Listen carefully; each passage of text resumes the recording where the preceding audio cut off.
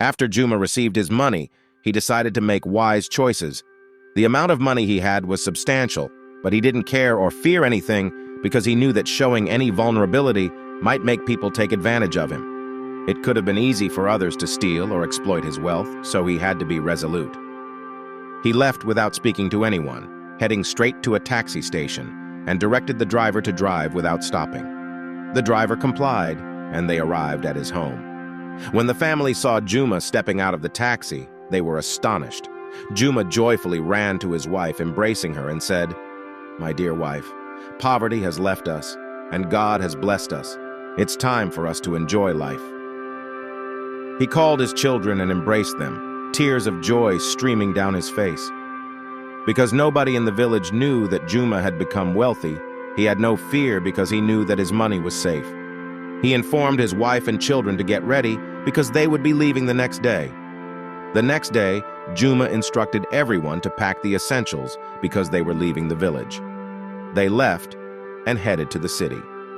Upon arrival, they stayed in a hotel for about a week while they searched for a house to purchase. After a week, Juma found a beautiful house that the entire family loved, so he bought it.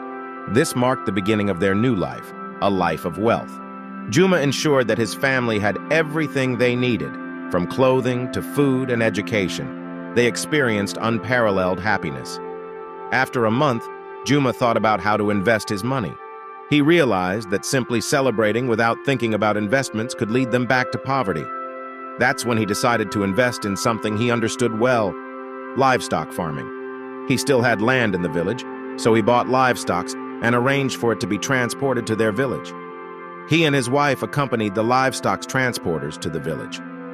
When they arrived, the villagers were surprised to see a truck unloading livestock on Juma's land.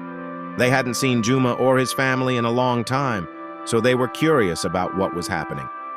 As the livestock was being unloaded from the truck, some neighbors approached, wanting to know what was going on. They couldn't believe their eyes when they saw Juma stepping out of his car, elegantly dressed alongside his wife.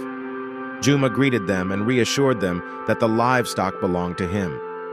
No one could believe what they were seeing because the Juma they knew was once a poor man. Those who had shown kindness to him during his hardships, he promised to help them, but those who had ridiculed him couldn't even approach him or speak to him due to the shame they felt.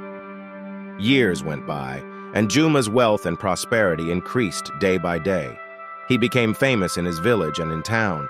He would often retell his journey from poverty to immense wealth. And that is the end of our story. What do we learn from this story? We learn that giving up is not the solution when things are not going well, and it's important to persevere and trust in God because everything happens for a reason. Everyone has their time to succeed, and when that time comes, no one and nothing can stop you from achieving your success. Always trust the process. The right time will come.